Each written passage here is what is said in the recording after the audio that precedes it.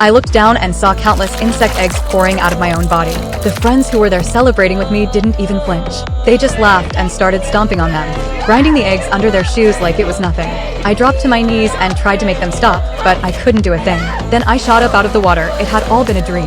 Still shaking, I hauled myself out of the bathtub and dragged myself back to the bedroom. But when I pulled back the blanket, it was packed with red and yellow eggs. I stumbled backward in a panic and bumped into something behind me. I spun around. The cabinet was covered in them too. That's when the doorbell rang. It was my boyfriend's mother. That woman had never once accepted me, and I wasn't about to let her see any of this. I pressed myself into the shadows of the corner and held my breath as she walked in. She took one look at the filthy floor, and I could see it on her face. Every assumption she'd ever made about me just got confirmed. I stepped out and told her I was pregnant. I told her to get out. She didn't believe the baby was her son's. Not for a second.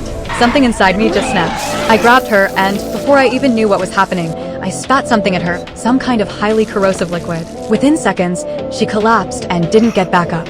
I stood there staring at what I'd done, completely falling apart. Then I crawled over to the table and picked up one of the eggs. I held it up and looked closer. There was a mosquito sealed inside. The next day, my friend Mina came by to check on me. The second she walked through the door, she froze. The whole place was coated in sticky fluid and eggs, wall to wall. She found me curled up against the wall and asked what happened. But when she actually looked at me, the fear hit her all at once. My jaw had already started to rot. She backed away fast and stumbled into the bedroom.